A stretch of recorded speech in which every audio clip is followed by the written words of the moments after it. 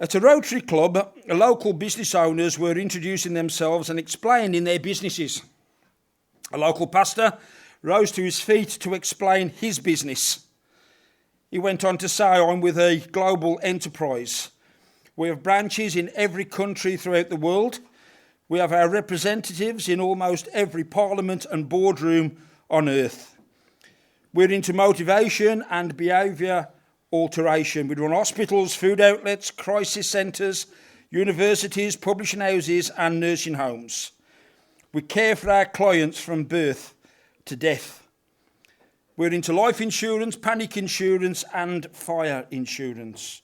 We perform spiritual heart transplants. Our main organiser owns all the real estate on planet Earth, plus all the galaxies and constellations in the heavens. He knows everyone and everything. Our product is free and is there for the asking. Our CEO was born in a poor town. He worked as a carpenter. He didn't own his own home. He was misunderstood. He was hated by his enemies, but he walked on water. His name was condemned to death without a trial. He rose from the dead. He's available 24/7. Is my God. And he concluded his presentation by saying, my business is the best business in the world. This morning as we sit here in church, I wonder if you feel part of the best business in the world. Depending on your circumstances is how you answer that question, I'm sure. But I just wonder if you feel, have felt, or even think you can feel that we're part of the best business on earth. A very good friend of mine, John Castro, was my accountant, been my accountant at work for 35 years now. I know John and his family very well. Phoned me up a few weeks ago on one Friday afternoon and he said, Mark, he said, you'll never guess what. I said, what? He said, I've had my car stolen off the drive of his house. We went into conversation and John doesn't work on a Friday now as we are all getting a bit older. He chooses to take Fridays off. So he doesn't work Friday in the office. And what his Friday plans, his Fridays are, is that he walks with his wife, he walks round to his son's house, he picks his grandchildren up and they go to the pub for lunch. On returning home, his car wasn't there. Mad flap and panic, as I suppose you would. The first thing he thought was, did I drive to the pub and I've left my car on the pub car park? But then quickly realised that he hadn't, and his car had been stolen. And the words that he used was, where is my car? As far as I know to this day, he hasn't got it back. But then you can start thinking, if you start thinking, and we can all have done the same, have we lost our keys, our car keys, our house keys? And you think, where are my keys? Where's your wallet? Where's your handbag, ladies? Where's your phone? There's even apps on your phone now that you can track your phone. In case you put it down somewhere and you forget. As we get older, I suppose, you forget these things a little bit more. But we all have lost stuff and we say, where is whatever we've lost?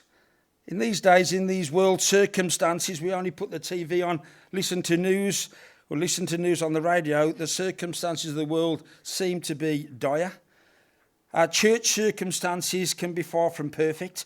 Our personal circumstances can be somewhat all over the show, usually led on for the Christian by times of unanswered prayer, unfulfilled vision, and perhaps what we could term as wasted dreams. We can often ask, where is God? I've got the benefit of knowing most of you, so I know most of you know of God. But I just wonder, this morning, is the question in some circumstance that you're enduring, where is God? I've got to be perfectly truthful. I've got a bit of a practical message. The title this morning is that, where is God? But I've got this practical message because on my thoughts strongly, and I'm speaking as a human created person who knows God, but I expect, or should I expect, shouldn't I expect, I do expect favours of God. Our Trevor is really, really poorly in end-of-life care. Suffering, and he's been suffering for months, you know, our Trevor. And there's a big part of me thinks that a man who served God so faithfully, I can remember his first trip into Eastern Europe in his blue VW van, giving up his school holidays as teacher, and been faithful to God for many, many, many years. And there's part of me thinks that why such a faithful person has to suffer at the end of life. And I'm still struggling with that one. And I'm just being truthful with you from the front this morning, because our God is a faithful God. Our God owns all the real estate on earth. Our God owns all the heavens. And our God is a good, good Father. We sing that song, don't we? But in circumstances that we don't know the outcome of yet, I'm thinking, why? And where's God in the situation? Where's God in the situation? I just wonder, sometimes we've got a greater awareness, and this is for all of us, we've got a greater awareness of God's absence than we have of God's presence. And I wonder this morning, is that you? Have you got a greater awareness of God's presence or of God's absence in the circumstances in your life? That leads on to say, I suppose, that when you feel God's absence, does it bother you? Does it bother you when God is not there doing the things as you expect him to do? I just wonder, do you cry out the same as Job? And we know the story of Job. In Job 23 verse 3, he says, if only I knew where to find him. If only I could go to his dwelling. Can you cry out the same as the words of David the psalmist in Psalm 42 verse 2 and 3? My soul thirsts for God, for the living God. When can I go and meet with God? My tears have been my food day and night, while people say to me all day long, where is your God? The great prophet Isaiah said in Isaiah 45 verse 15, truly you are the God who has been hiding himself, the God and Saviour of Israel. And we'll all know the very, very famous words of Mark 15 verse 34, when Jesus himself cried out, Eloi, Eloi, lama sabachthani, which means, my God, why have you forsaken me? Feeling God's absence in times of need can be soul destroying. Where's God?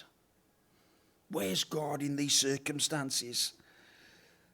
But when this happens, we've got to remember that we are part of God's elect. And when people like Job, David, Isaiah, and even God's own son Jesus can cry out, where is God? It shouldn't surprise us that occasionally we're going to be in that same position.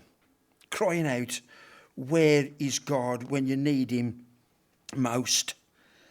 I just wonder, can we remain faithful when it seems that God has left us to fend for ourselves? But, Simon's buts, but does God leave us on our own?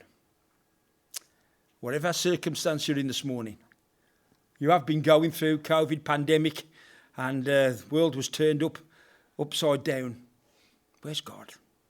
But does God ever leave us? A pastor was leaving a church meeting when he saw one of his members acting very strangely. As he moved along the tree-lined pavement, he was darting around behind the trees as if he were hiding for someone. He would pause for a moment behind each tree or bush before quietly moving ahead. The pastor became very curious and concerned, so he called out the member's name. When he heard the pastor calling his name, he turned to face me and he put his fingers over his lips, signalling me to be quiet. He quickly rushed over and said, I know you're wondering why I'm acting strangely, but I'm following my 6-year-old son and I don't want him to see me. He explained that he had allowed his little son to go to the shops by himself for the first time.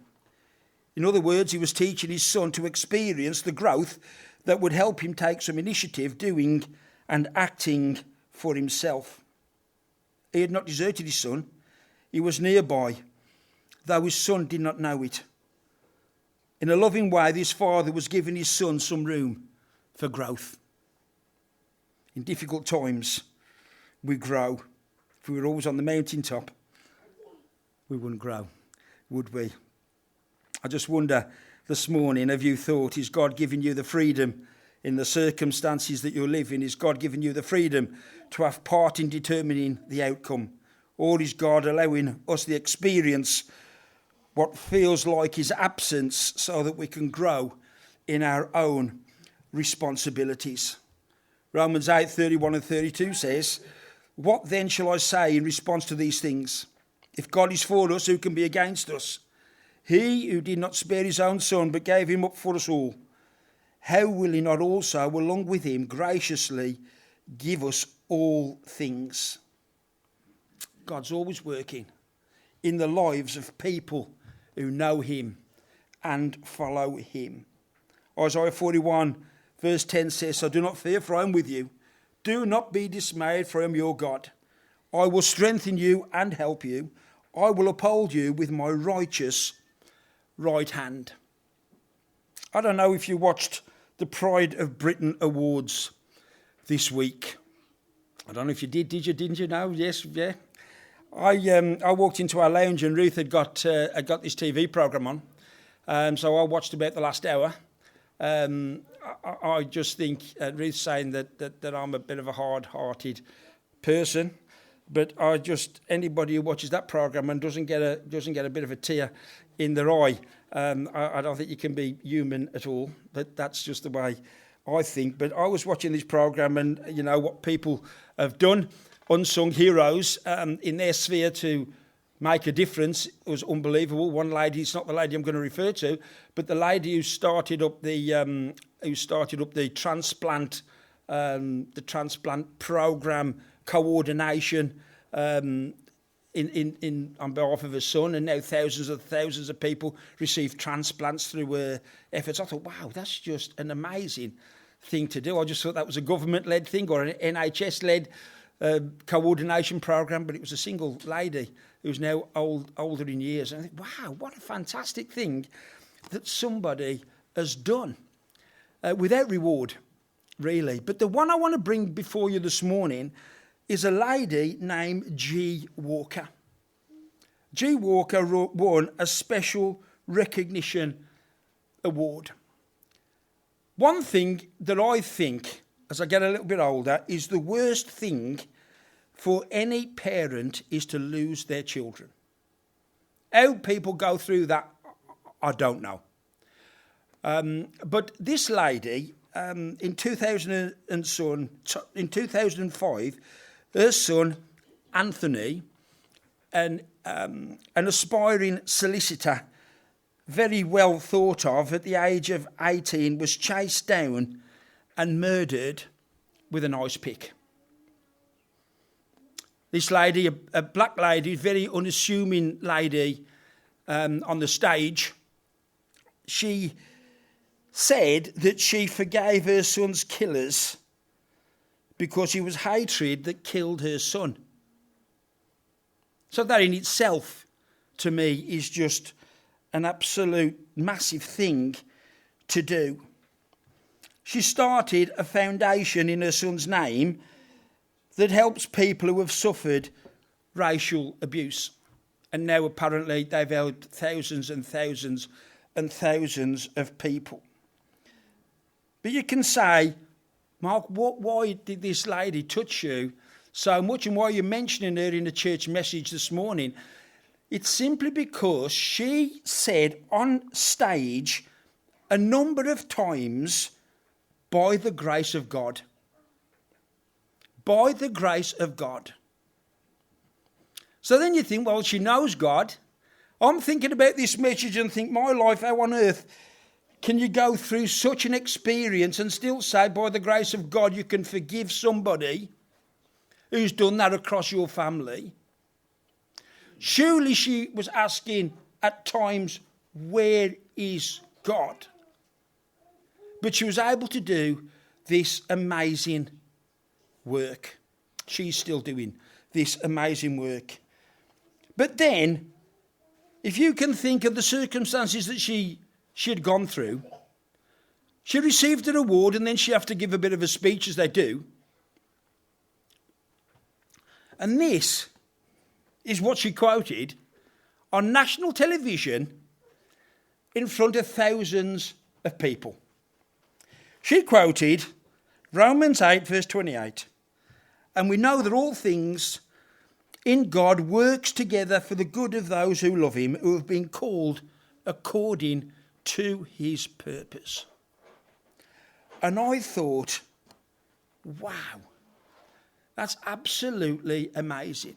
She didn't know where God was.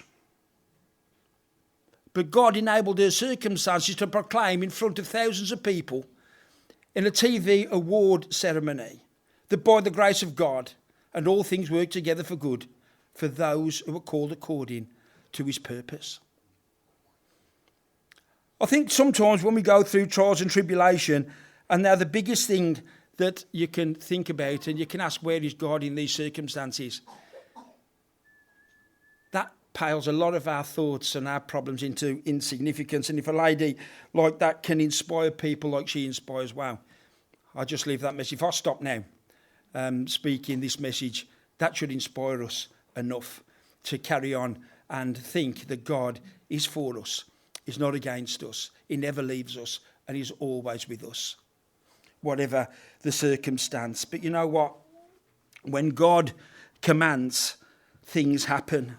Because the Israelites, we know the story, questioned, where is God in their captivity? We know that they moaned, and then God moved. And when God moved, all the pharaohs and armies of Pharaoh couldn't hold God's people captive. And they moved toward freedom. That wasn't good enough, was it? Because when they faced the Red Sea, they thought it was all over. But God intervened and opened the sea for them to walk right the way through. They went into the wilderness in the midst of a famine, asked to go back into captivity. Where was God? Well, the heavens opened, and we know that manna dropped for them to eat. In the drought, surely they were going to die of thirst, but no. When Moses struck the rock with his rod, the water gushed, and the people were able to drink. Even when the Israelites thought that God had left them, God was working to uphold them with his righteous right hand. If you feel hurt today, all alone in your struggles, rest assured that God didn't use all of his righteousness up in these Bible stories. He's still the same today. He's the same yesterday, today, and forever. And he's still holding us up with his righteous right hand. God is for us, therefore, who can stand against us? The gates of hell cannot prevail against us because God won't allow it. Is this the God you know? Is this the God you know? The God who doesn't leave you, no matter how you feel. God doesn't leave you. 1 Peter 2 verse 10, once we were not a people, but now you are the people of God. Once you had not received mercy, but now you have received mercy. Let me remind you what God said to David in 2 Samuel 7 verse 9. I have been with you wherever you have gone.